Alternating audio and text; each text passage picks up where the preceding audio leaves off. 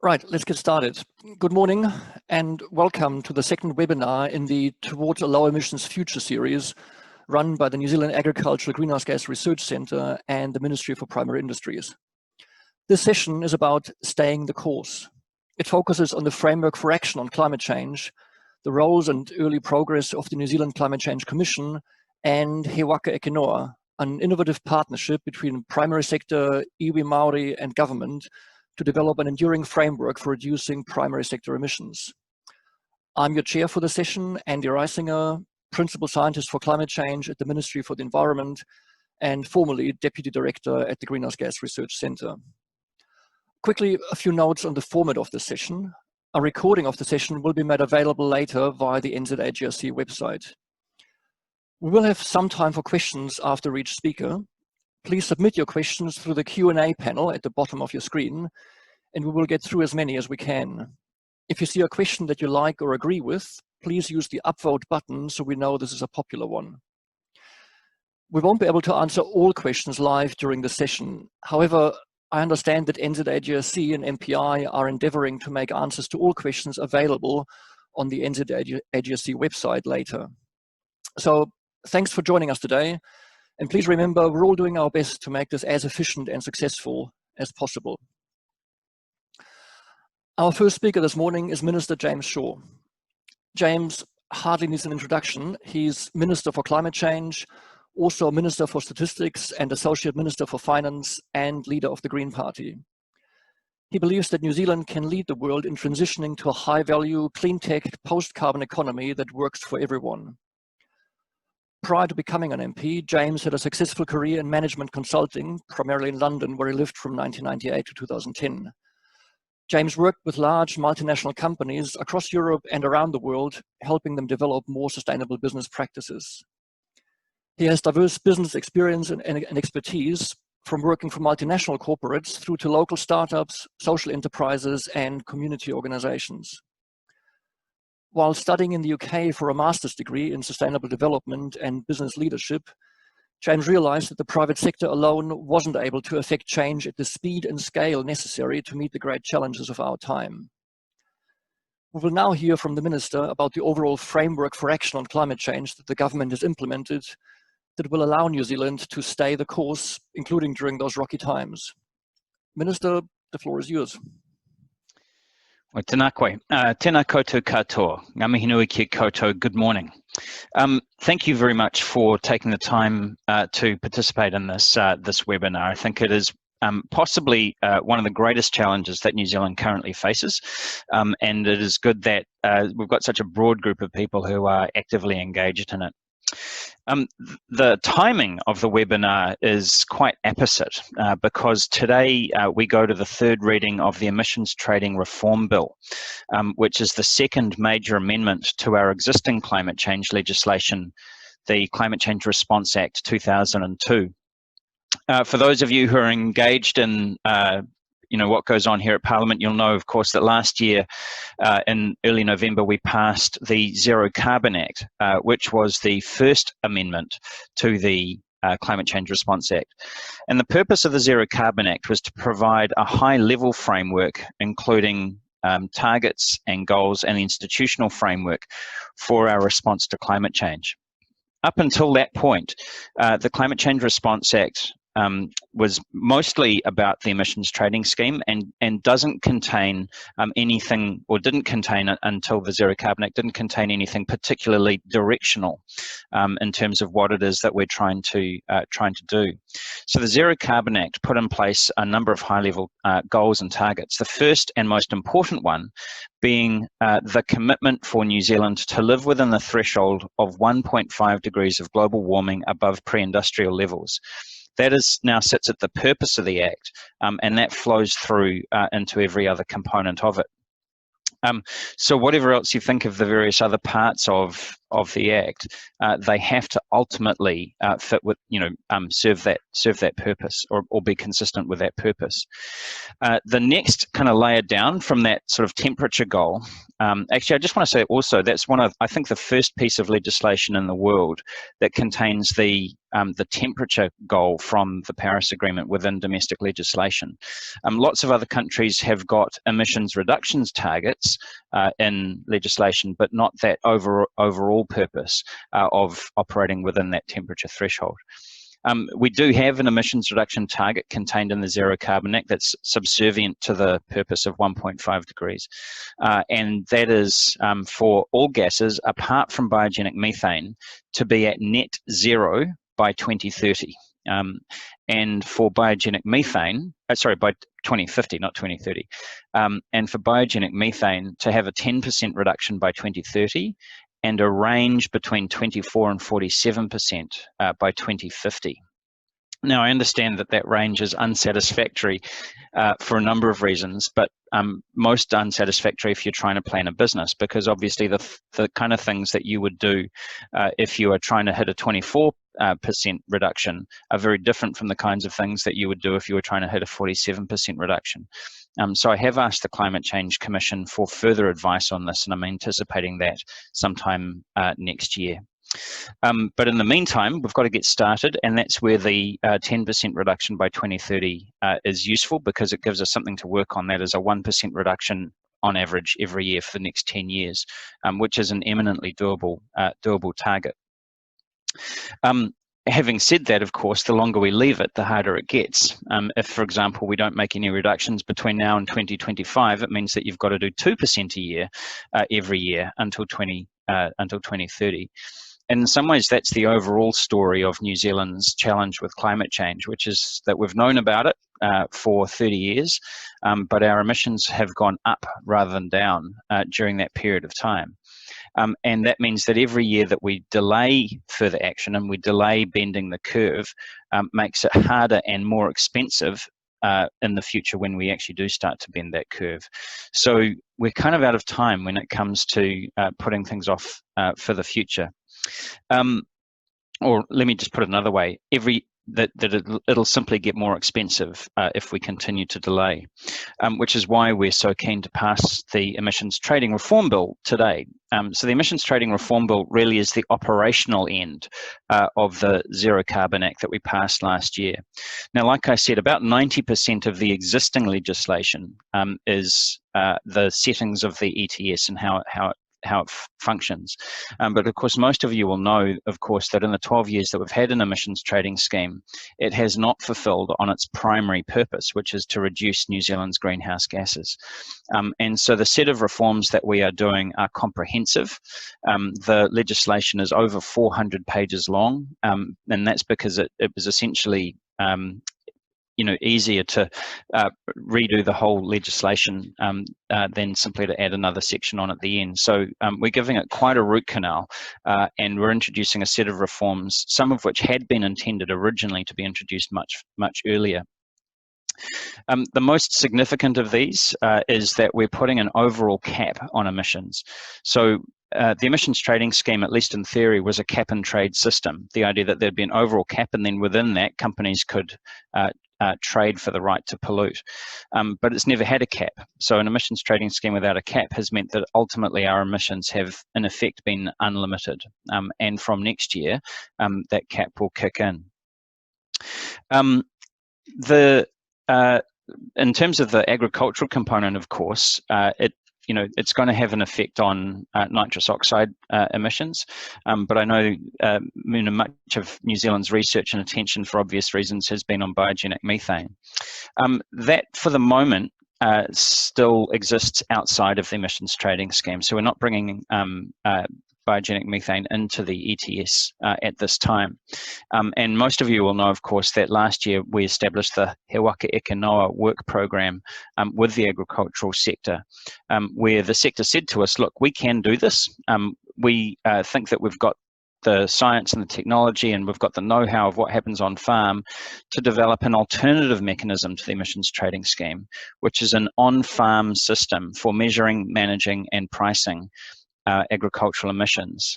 And so we took the sector at its word and have entered into this program to develop this on-farm system, recognizing that the emissions trading scheme really operationally works better for large industrial emitters of carbon dioxide, and it was really designed primarily for them. It's a bit clunky if you try and apply it to the agricultural sector.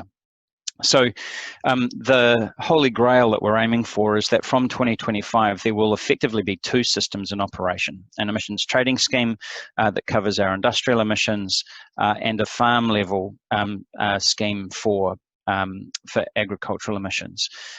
And that is really what the Waka Eke Noa work program that you're going to hear about is all about. I'm really confident that we'll hit that. I know that, you know, there are some people who are pretty skeptical and they look at saying, look, there's only really 4 years to get this rolled out across all farms. But if you consider the fact that we're not starting from scratch and that there has been over a decade now of research, not just into ways of mitigating biogenic methane, but into you know, business model innovation, technological innovation, and so on, then I actually think that really the work program is about knitting together what we've already got. So if you think about just when it comes to on-farm measurement, there are already a number of tools, measurement and management. There's already a number of tools out there in the marketplace. Toy2 and EnviroCare have got a farm level system that they're rolling out with various farm clients around the country. Fonterra and Synlait have their farm plan systems that they're rolling out with all of their farms around the country, and that's, you know, quite a lot when you look at it. Horticulture New Zealand have got something for their growers, and then of course there's Overseer, which has had something of a tortured life, but there's a lot of R&D that's gone into the development of that.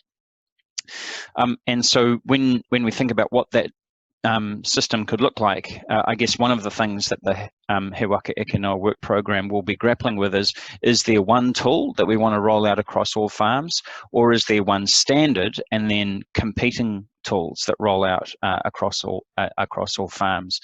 And my first professional job, or my second professional job after ECNZ, was at PricewaterhouseCoopers in London, and so, you know, in that sector you've got generally accepted accounting principles, which are the standard, but then different companies like PwC and Ernst & Young and KPMG and so on will then compete like all get out in order to deliver the service to that standard. And so whether there's one tool or a multiplicity of tools, the idea is that underlying all of that, that we need that common standard. And like I said, I think that there has now been, over the course of the last dozen or longer years, so much research that we can draw upon that I think that we should be able to start making some real progress quite rapidly. And so the legislation that we're passing today really formalises that program. So I am extremely confident that we're going to be able to make progress on this. And I actually had someone at one of the dairy processors say to me, 10% in 10 years, give us a real challenge. You know, why don't you try give us something hard to do? And the advice that we've gotten from the UK, where they have reduced their emissions by about 40% below 1990 levels, while at the same time having the fastest growing economy in the G20, has meant that the advice that we got from them was that actually once you start to bend the curve, things move much faster and are much cheaper than any of the most optimistic modelling ever suggested. The hard part, however, is getting started, and I think that is the kind of that moment of tension that New Zealand's currently in, where our emissions have been slowly rising over time, and we need to bend the curve, decouple emissions growth from economic growth, and start to bend that curve. And then once we're on that downward trajectory over a sustained period of time, I think things will really start to snowball and move quickly, and which is a moment I think that we're all looking forward to. So thanks again for having me, and I hope you have a good and productive workshop today, and happy to take any questions. Thanks very much, Minister. We now have about 5 minutes time for questions before the Minister has to shoot off to the next meeting. So I'll be taking the questions from the Q&A panel and pass them to the Minister. Please use the upvote button if you see a question that you really like, so we know it's popular. And as I mentioned before, if we can't get through all the questions, MPI and NZAGRC are endeavoring to answer them offline later. So let's get started with the first question. Minister, you've said that 1% reduction per year is eminently doable.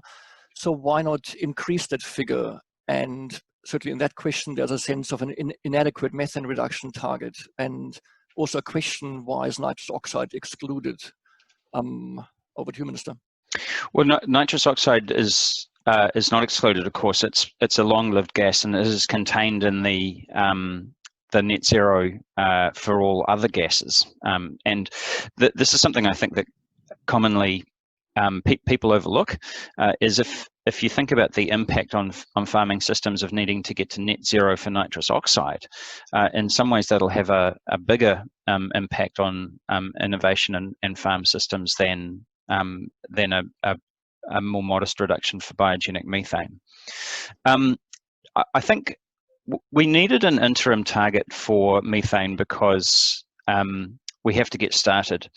And the issue that we had whilst we were developing the Zero Carbon Act is that actually we were getting conflicting advice from the scientific community about what was necessary when it came to reducing emissions. Everyone was completely united with the idea that all other gases, the long-lived gases, had to get to net zero by 2050, frankly, if not before. And that was borne out in the report of the Intergovernmental Panel on Climate Change in 2018, which talked about what it takes to get to, or to remain within 1.5 degrees of global warming. And actually in that report, it showed most of the scenarios suggested that when it comes to biogenic methane, or that it doesn't need to reduce to net zero, but it does need to come down. And of course, there's an interplay between your short-lived gases and your long-lived gases, which is that if you don't bring your long-lived gases down, then nothing that you do with your short-lived gases really makes any difference. And so we ended up with a split gas target. And with that 10% was really a way of making sure that we actually start to make some progress in the near term, whilst we're still sorting out, what it looks like at 2050. And that's why I've asked the Climate Change Commission to come back to us with further advice about what that needs to look like at 2050. Thank you. Next question, probably in a similar vein, actually. It's widely recognized that a carbon price of around $100 per ton is needed to create behavior change. Why is it starting or capped at around $35 per ton at the moment? Well, the cap applies for this surrender year. So it was $25 for the last surrender year that expired in January, but all the returns were due on the 31st of May. And so what we've said is it's 35 for this year, and then from next year, it's $50 when the new cost containment reserve kicks in. That will rise with inflation, but again, that's a provisional budget waiting on the advice of the Climate Change Commission. So they will provide us with advice about what they think the settings need to be for that first period, that first 5-year period that starts next year and runs through until 2025. Plus, they'll also provide us with advice about what they think it needs to look like for the second and third emissions budget periods from 2026 to 2030 and 2031 to 2035. And so what we said is that, there's got to be a transition. If you can't go straight from a $25 managed price essentially to a $100 managed price, the transition on industry would simply be too sharp too quickly. And so what we're doing is we're trying to step it up so that we create a band within which trading will occur. So I'm actually not a fan of the government setting the price in an emissions trading scheme. The whole point is that actually the market should determine the price. And the issue that we've had, of course, is that we've had these price controls for 10 years and they've been so low that people think of the price cap as the as the price setting, but actually we want the price setting to be sufficiently high that normal market activity can occur within it. Thank you. We probably have time for one more question. There is one that seems to be popular. I'm not sure whether you're able to answer that directly. It's the question simply, with the passing of the emissions trading bill today, does that create an expectation that the New Zealand Greenhouse Gas Research Centre will review its business strategy and plan and science plan, given that it's now 10 years since its creation? Do you want to answer that, or do you want to pass it to the NZAGRC to answer later? Oh, well, yeah, I mean, that is not a question for me, unfortunately. To the extent that it is a ministerial question, it's actually a question for Dr. Megan Woods, who's the Minister for Research, Science and Technology, and she holds the funding and arrangements with the NZAGRC and so on in her portfolio. But I know that there is there's a very clear relationship, obviously, with our scientific institutions and our research institutions that we've had for many years now, and the work of the Waka Eke Noa work program. And I think my primary concern is that those things don't occur in parallel, but actually that all of that work that we've been doing over the decades comes together in this moment to actually start to commercialize and roll out the things that we've been working on for all this time. Thank you, Minister. I'm afraid we're out of time on that question, but we have a record of all the questions that were submitted, and we'll leave it in the safe hands of NZAGRC, regardless of its business plan, to make sure those questions will be answered on its website. It's now my pleasure to introduce the next speaker for today, who is Dr. Rod Carr, Chair of the Climate Change Commission. Rod has extensive experience in both public and private sector governance and leadership. He served as chair and non-executive director of the Reserve Bank of New Zealand, having previously served as deputy governor and for a time acting governor of the bank. He was the founding chair of the National Infrastructure Advisory Board, and for over a decade was a non-executive director of the Canterbury Employers Chamber of Commerce. He led the University of Canterbury as vice-chancellor for 10 years before retiring in February 2019, having substantially completed the recovery from the earthquakes of 2010 and 2011. Rod holds a PhD in Insurance and Risk Management, an MA in Applied Economics and Managerial Science, an MBA in Money and Finance, and honours degrees in Law and Economics. His real-world experience, academic training, and breadth of expertise provide an excellent background for the challenging tasks that the Climate Change Commission faces. I believe we have a pre-recorded presentation from Rod, but then he'll be able to answer live for the Q&A section.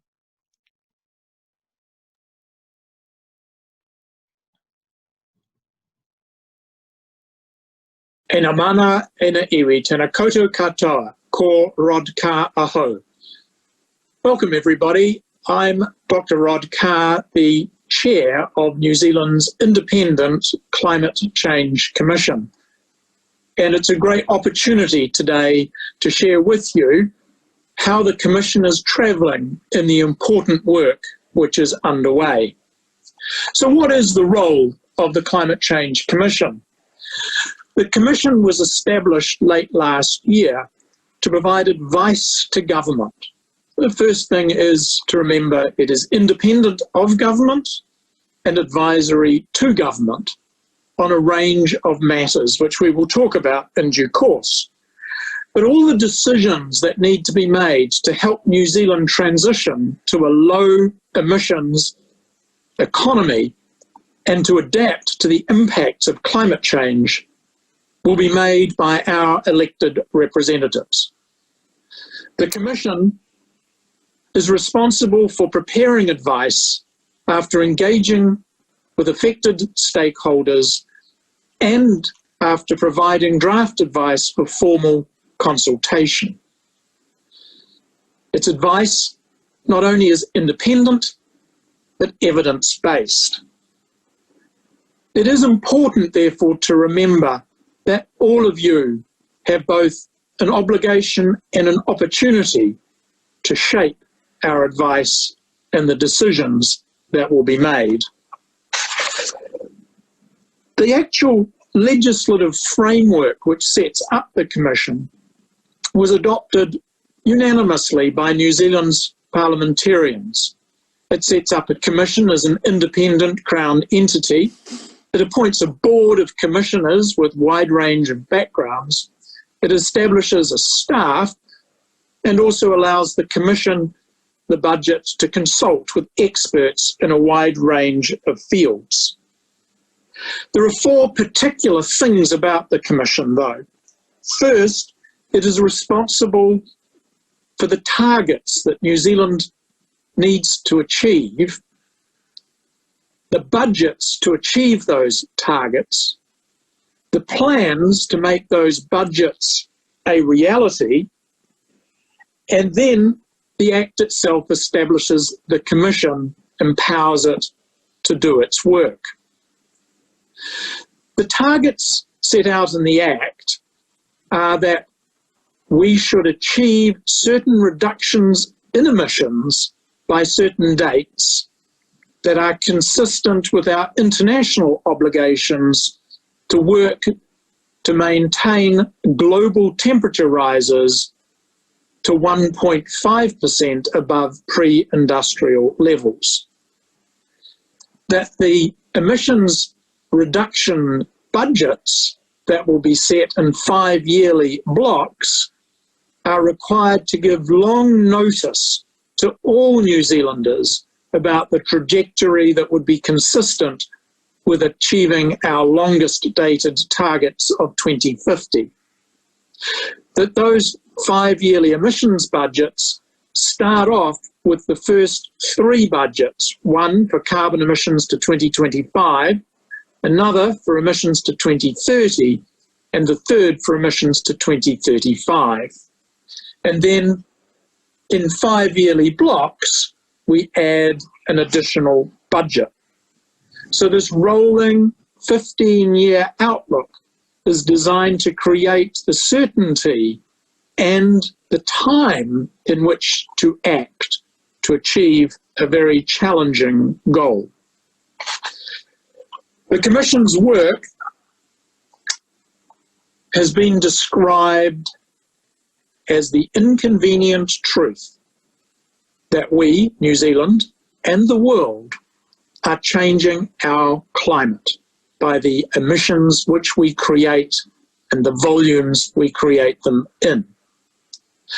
The government, in setting the legislation last year, identified 2 particular groups of greenhouse gases. Essentially, the long-lived gases, such as carbon dioxide and nitrous oxide and a number of others, and methane. And it established separate targets for those 2 gases. Clearly, for the agricultural sector, the methane target is the one of greatest interest. But it is also the case that the agricultural sector, like all sectors of New Zealand's economy, creates its own emissions of other gases, and in particular, the nitrous oxide that occurs as a result of biological processes on the land. The Commission has been asked by the Minister to consider 2 other matters while we prepare our first sets of emissions reduction budgets and plans. One is to look at our nationally determined contribution under the Paris Agreement and see that it is consistent with our domestic legislation and targets. That work is important because it does matter for New Zealand's international standing and reputation that we are seen as meeting our nationally determined contributions and acting in accord with our commitments under the Paris Agreement. The Minister has also asked us to do some work around the methane target, but the terms of reference for that work are very clear. This is advice not about whether the target itself should be changed, but advice about whether the target is consistent with our international and domestic obligations, informed by the best science, creating, where possible, the greatest degree of certainty. So that work is also to be completed alongside the first 3 emissions budgets. Writing budgets is in some ways easy. They can be numbers in a table, lines on a graph. The challenge is to understand where we are today, starting point uncertainty made more real by COVID, and the test as to whether the effects are transient or permanent, and then the forecast about what will happen anyway without further policy interventions. What path are we on? Only once you've got some degree of understanding of where you are now and where you'll go anyway, can you begin to identify the gap between where you're likely to end up and where you need to end up. And that's the gap which the emissions reduction plan is designed to help policymakers address. And that, in my view, is where all the action needs to take place. Turning for a moment more specifically to the agricultural sector, a number of things are very clear. The agricultural sector plays a very significant part in New Zealand's economic activity, in our culture, in our communities, and in how we perceive ourselves and our place in the world. The agricultural sector creates wealth, income, jobs throughout New Zealand. The agricultural sector contributes to feeding a hungry planet. New Zealand's agricultural sector will continue to play a significant part in our place in the world and our perceptions of ourselves, as well as our future prosperity. And the agricultural sector has shown over many years that it is able to reduce its emissions, its greenhouse gas emissions per unit of output as a result of research and the adoption of that research in pasture management, in how we breed our herds, how we process our agricultural products. And there is every reason to believe that incremental change in efficiency will continue. The challenge for the Climate Change Commission in providing its advice is to understand where we are, the pathway we're on, and the gap that might exist between what can be expected and required and what might be achievable. There are many details in the conversations that the Commission has had and is having about the impact our agricultural sector has on greenhouse gas emissions.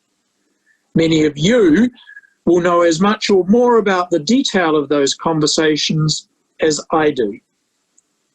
What I want to do is provide the assurance that as the chair of the board of the Climate Change Commission, we are committed to providing independent, evidence-based advice to the government of the day on how New Zealand can achieve both its domestic targets and its international obligations in a way that provides the most equitable transition from our current production to our future low emissions state.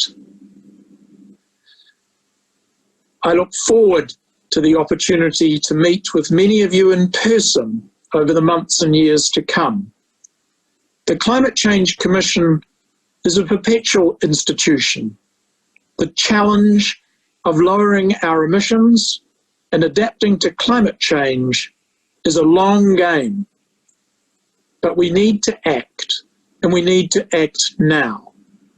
Now is not the time for postponement, for putting off, for looking the other way.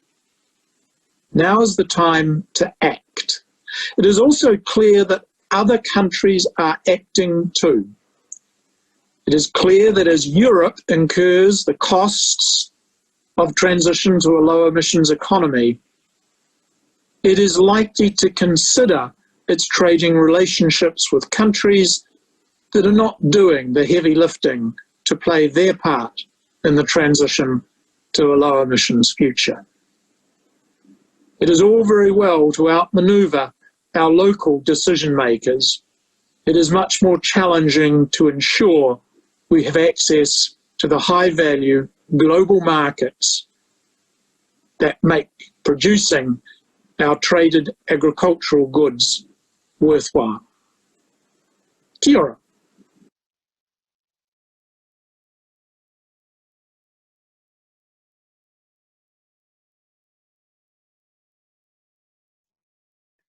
Thank you very much, Rod. We now have a few minutes for Thank you very much, Rod. We now have a few minutes for questions. The first question that popped up was, in its investigation of what can be done to reduce emissions, is the Commission looking seriously at emission changes that can be accomplished by ramping up organic agriculture, considering the groundbreaking projects accomplished in many parts of the world, including in New Zealand? You're on mute, Rod.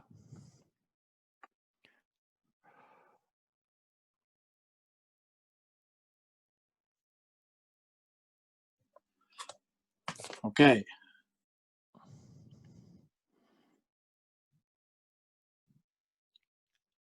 Sorry, you're just on mute again. That's better. That's better. Okay. Welcome, everybody. Andy, thank you for that. Look, from the point of view of the Commission, organic farming is one of the land use changes that is clearly being drawn to our attention, and a better understanding of carbon sequestration in soils will be an important part over time in seeing how New Zealand is currently and can in the future reduce its emissions.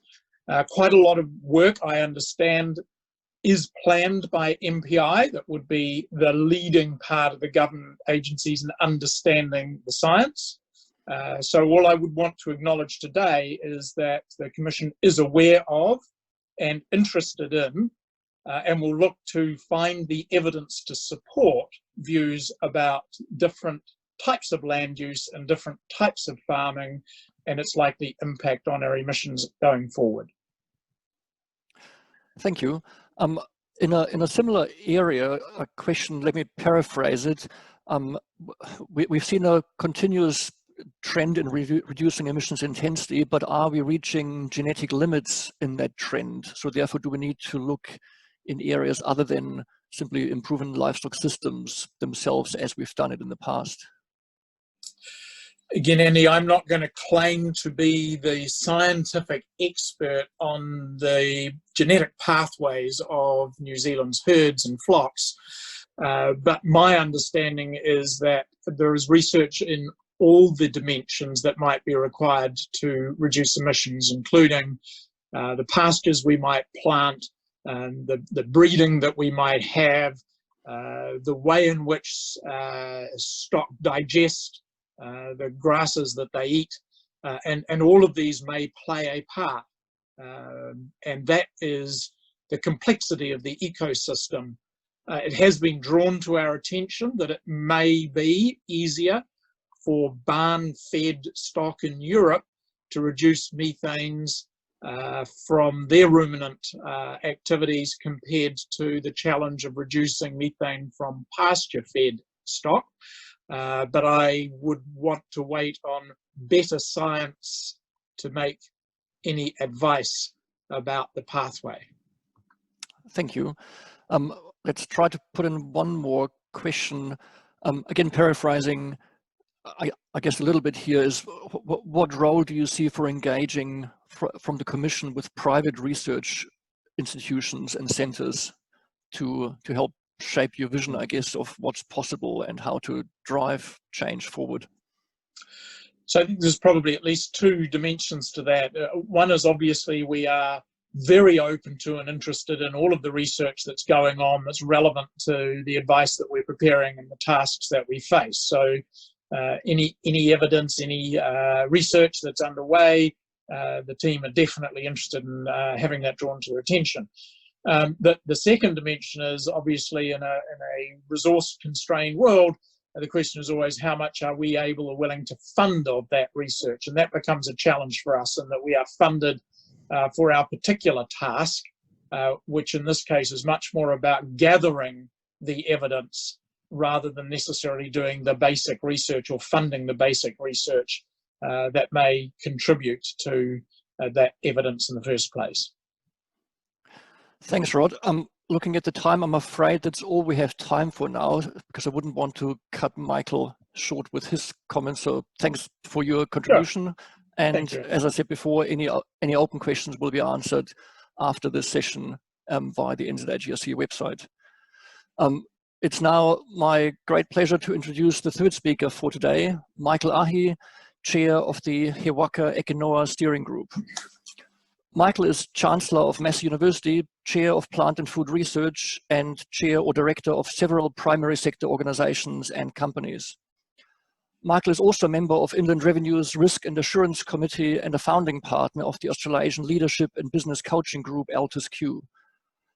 In his work, he draws on his experience growing up in a farming community in coastal South Taranaki, as well as his previous executive roles with the likes of Toyota New Zealand Limited, the New Zealand Dairy Board, and Wrightson Limited. Michael is of Taranaki, Ngā Ruahine, and Ngāti Ruanui descent, and now lives in Wellington. And he will now give us an overview of He Waka Eke Noa and its ambitious 5-year work plan. Again, the presentation, I believe, is pre-recorded, but Michael will be available to answer questions along with Kelly Forster, the program director for He Waka Eke Noa. But first, we're going to hear the presentation. Thanks.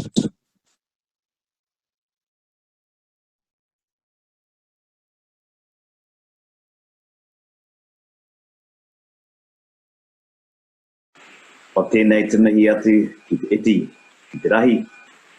Koutou kua rawi ka mai nei I tēnei rangi. Tēnā koutou. Warm greetings to you all. My name is Michael Ahi, Chair of He Waka Eke Noa Steering Group.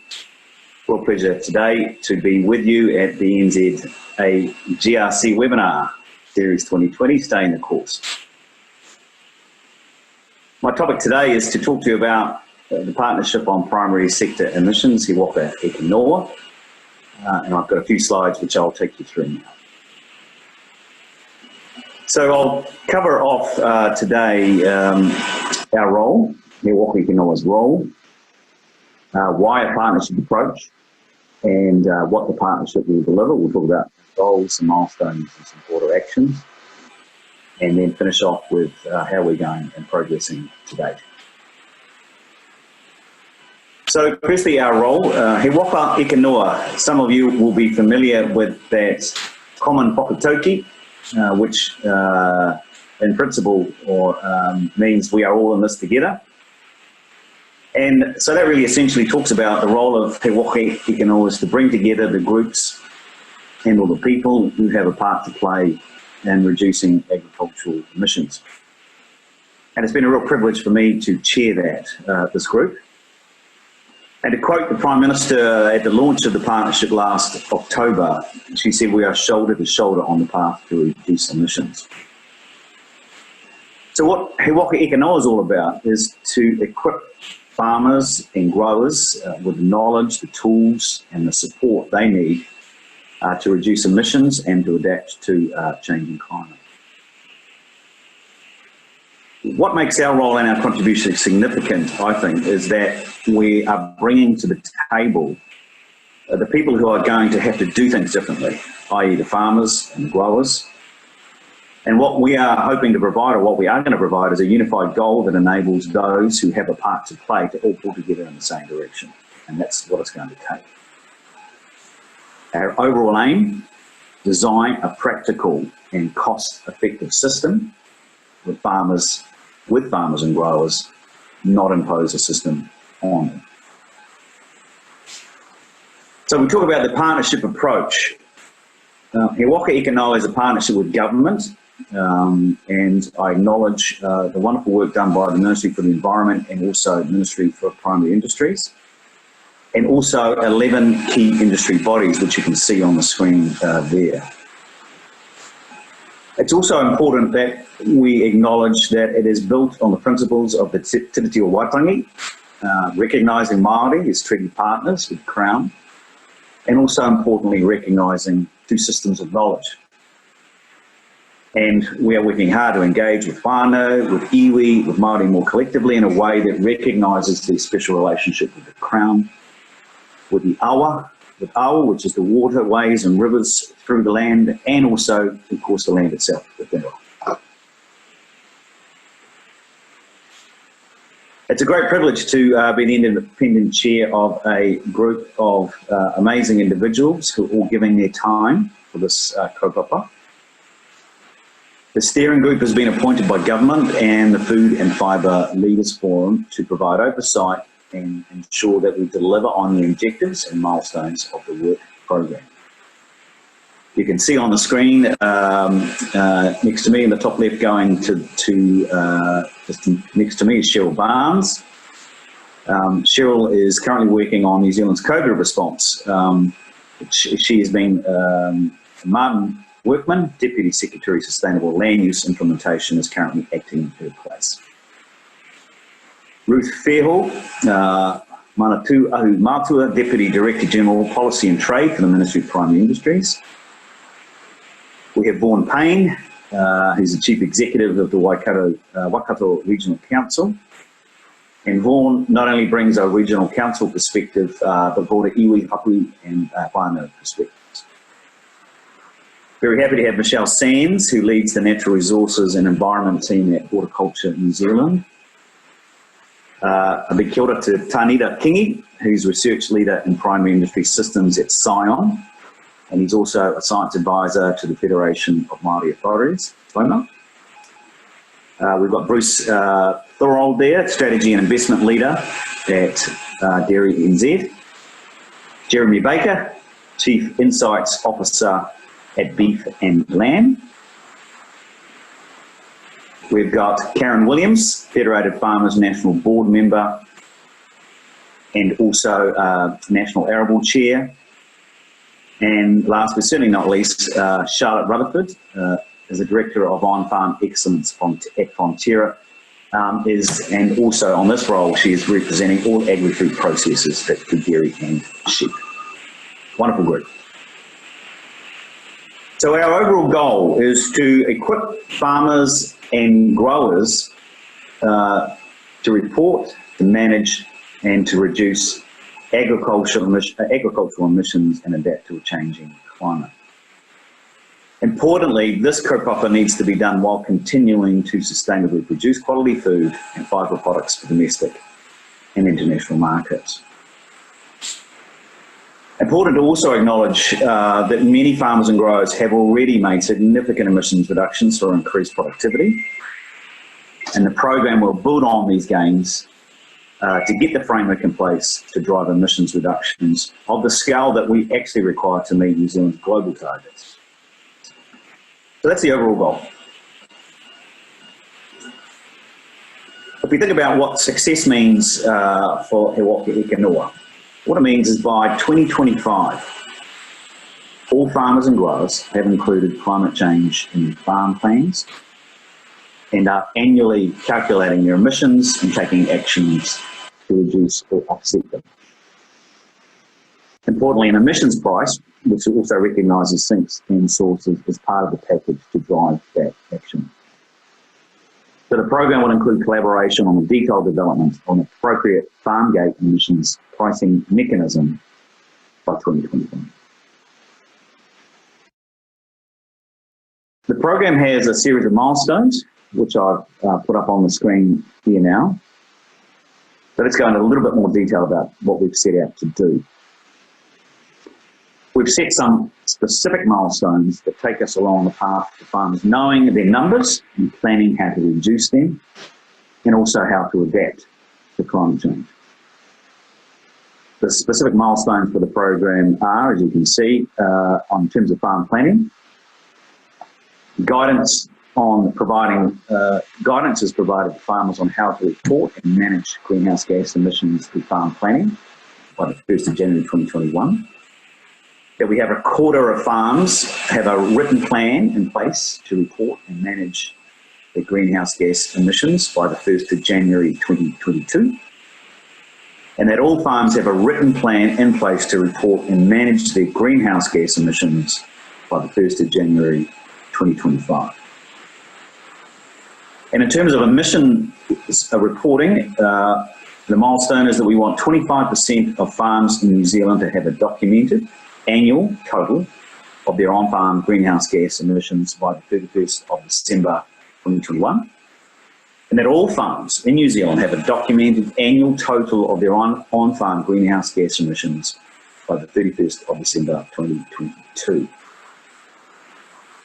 And then we have a system for farm level accounting and reporting of 2024 agricultural emissions at farm level, and that this is in use by all farms by the 1st of January 2025. And further to that, what we want to build toward is that we would have completed a pilot of a farm level accounting and reporting system across a range of farm types by the 1st of January 2024. Just one other point on the milestones.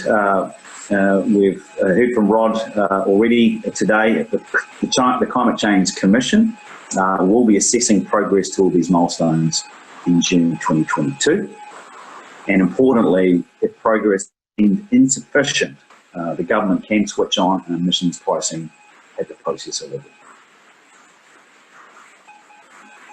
Switching now, a couple more slides onto the broader action around it. So here's some of the broader elements around it. There is substantial work going on towards these milestones and across these things on the screen that you see, and many of them already underway. Important, given the scope of this kaupapa, that the role of Te Waka is not to duplicate or take the work, this work, but to provide a common objective, or as to support the existing work to all pull in the same direction. Some of these elements include the Māori agribusiness program, including a cohesive approach to meeting the Waka Eke Noa milestones with Māori landowners, with growers, forest owners, and agribusiness owners. Integrated farm plans, an approach that looks at climate change within the context of complete farming systems, for example, integration with water, biodiversity, business planning. Also recognising carbon on farm. And through Waka Eke Noa, we're looking at how we can recognise the actions our farmers, our growers, our landowners are already taking. For example, through the Q2 covenants, by pairing planting, for example, soil health practices, etc. We're also thinking about support for innovation and uptake. And so we will be supporting the research, development and commercialisation of the tools and technologies available to farmers and growers to reduce emissions, and be looking for opportunities to accelerate their uptake.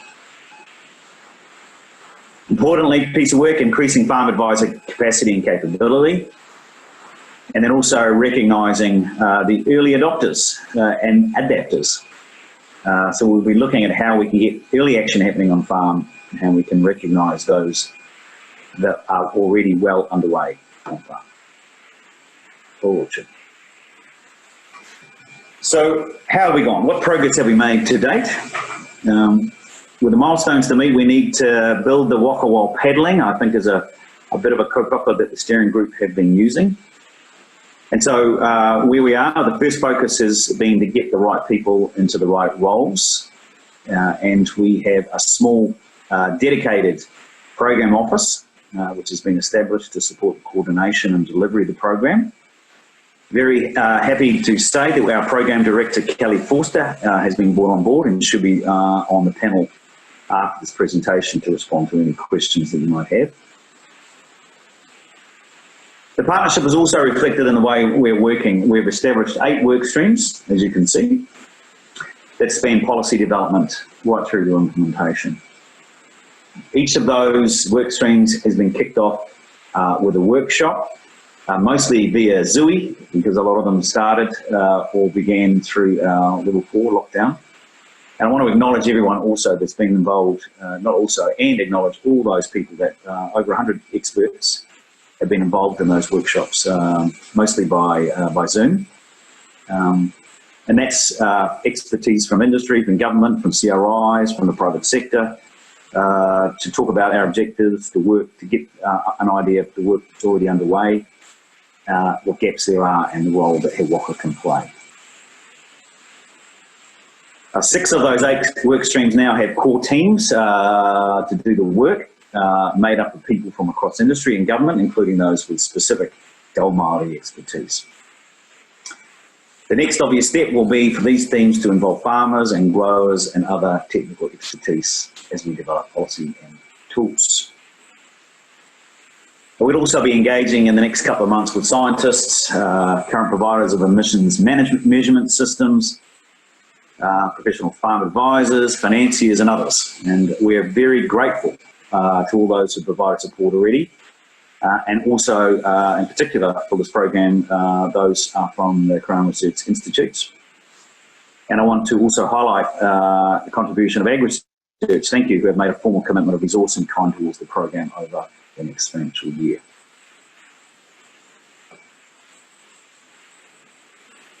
Progress to date.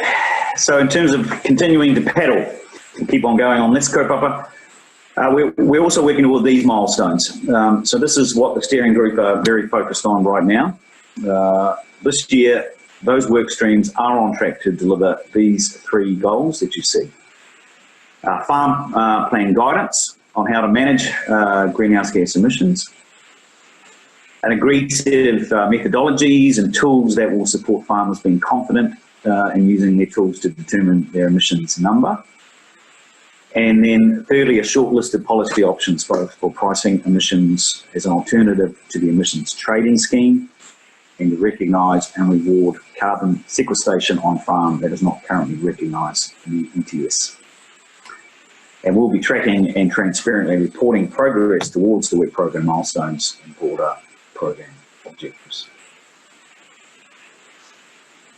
Well, kia ora tātou. I return back to my first point. We're all in this together, He Waka Eke Noa. We welcome, and I welcome, your interest and support in this program, and I'm looking forward to the panel discussion that follows. Obviously, you can find more information here or on any of the other partner websites, and you can obviously contact Kelly, our program director, directly. Nō reira.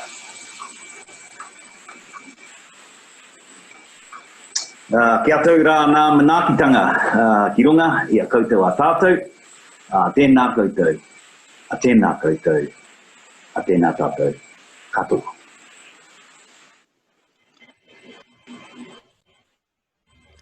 Kia ora, Michael. We have a bit of time for questions left, only a couple of minutes, but I don't want to leave without at least passing some questions your way just to test your resilience to gnarly curveballs. The first question that comes up is, you emphasized targeting practical and cost-effective systems. How do you see cost-effective being measured and over what time frame? It's tēnā rā koe, Andy, and kia ora everyone. Thanks for the question. I might go to Kelly just in terms of some of the specifics, but I do want to make sure that the kaupapa of the program is practical and pragmatic solutions. And I'm just reflected a bit on Minister Shaw's conversation, that, and also to Rod around, the New Zealand farming sector has been really innovative. So the pragmatism and practical approaches, we've shown as a nation we can do that. So I wonder, Kelly, if there's anything around a specific example you might want to give. Yeah, tēnā koutou katoa, Kelly Forster, Program Director of He Waka Eke Noa. Just on cost effectiveness, it's certainly one of the criteria that a lot of the work streams that that Michael have outlined are using when they're looking particularly at policy options, say around pricing and on-farm sequestration. It's a good point you make about the time boundness of that, and I don't think the thinking has developed so far yet as to actually put some scope on that, but I think it's a good point, and I can take that back to the teams on when considering that cost effectiveness. What are the timescales that we're looking at? Thank you. Let's get in one more question at least. So there's, well, actually let's try and get in two if you bear with me. So one question was, there's growing evidence of the synergies between reducing especially nitrous oxide emissions and improving water quality. Do you see there to be scope for expanding the work of Waka Eke Noa to capture those synergies?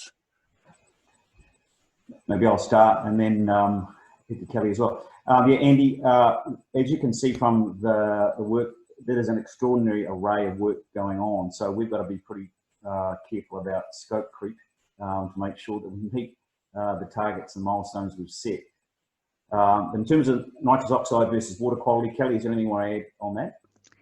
Yeah, the co-benefits from those two, and the fact that as a farmer, you're going to be dealing with not just greenhouse gas policy, but freshwater policy as well, and they don't see that distinction is definitely not lost on us. And particularly in the farm plan work stream, they are looking at an integrated approach to looking at your greenhouse gas emissions alongside your water quality benefits. And similarly, in the on-farm sequestration, looking at how you can recognise and reward sequestration on farm. They are also looking at the co-benefits associated with that, the plantings and the like. Thank you. Let's do one last question. Do you have any details yet on how the reporting of emissions will be done? Is it similar to the ETS provisions for forestry? What about the burden on farmers? And just to include another question in that, will farmers have to report using CO2 equivalents, which treats methane like carbon dioxide? Thanks, Andy. Great question. Kelly, in terms of emissions reporting, I want to just cover that. Yeah, they are all questions that are on the table, and Minister Shaw, I think, introduced that point really well, that there are a lot of good tools out there, and one of the questions that the Waka Eke Noa program needs to work through is do you pick a winner, or do you set up a system where you can use a variety of tools and rely on some standards for robustness? The CO2 equivalent question is another one that's on the table, and how we know that we've got split targets to meet, and that there are different gases have different characteristics, and so how your policies might drive behaviour to meet those targets requires you to look at the range of metrics that are available. Thank you both. I'm afraid we're now desperately out of time, and I have to bring the session to a close. So thanks, Michael and Kelly, for taking those questions. And there's the remaining questions that we will answer after the session on the NZAGRC website. So with that, I just want to thank you for coming to the second webinar in the Towards a Low Emissions Future series. For me, it's stunning how we're having conversations in these fora that 10 years would have been utterly unimaginable. Huge progress is being made in this space, even if we don't always see it because we're so stuck in it, basically. Make sure you register for the next webinar in the series, which takes place next Tuesday morning at the same time. You need to register separately for each webinar because the attendance link for each session is different. So make sure you do this via the NZAGRC website. And I understand that once you leave the session, you will be asked a short survey. The NZAGRC would love your feedback. So thanks again for your participation. Thank you very much for all the speakers, their preparation and staying through the questions. And thanks to all the participants for your interest and our collective work in this, because Waka Eke Noa, we're all in this together. Thank you very much. Well done.